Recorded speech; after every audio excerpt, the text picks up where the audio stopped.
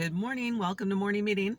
So here's what's on my mind. I did a video recently about think before you speak and think before you act, or shoot off an email or a text or whatever. And this is particularly important if what you're going to say or do or whatever could be perceived negatively by the person receiving it.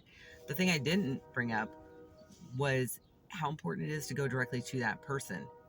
And whenever possible, that's what I do. And that's what I think people should do, because that's hard, right? Because what we would say in an email or a text or on a video or whatever behind, the social media protections is often different than what we would say directly to that person, right?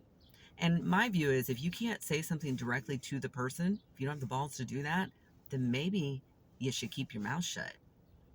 But I'm Gen X, so I was raised to go to the person and deal with whatever the challenge or issue may be. So that's what I would suggest, is go directly to the person. So even in that video, the example that I gave, and I said, well, it happened during 1-act season. When I found out about what happened, I went directly into the space when I picked up my student and talked with the two adults who were in charge at that moment to find out what happened, what was going on, why did it happen, did all of that directly. No hostility, just directly tell me what happened and why it happened and how you're going to make sure it doesn't happen again. Right? So that was essentially it. This other incident that occurred that I described in that previous video, I was sitting back to give this adult who was in charge an opportunity to correct. And so I was giving it a little time just to correct. I wanted to make sure.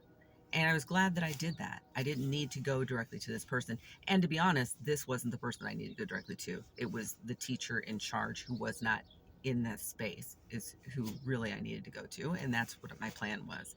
But either way, I think the going directly to the person, that's the most important piece, because you can communicate differently face to face. And it doesn't need to raise to a level of hostility.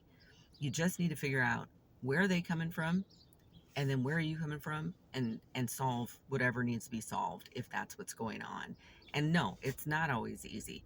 It's a lot easier to shoot off a text or an email or go on social media and blast off something really crappy, right? I don't recommend that. I think that's a really crappy, shitty thing to do. But that's easy.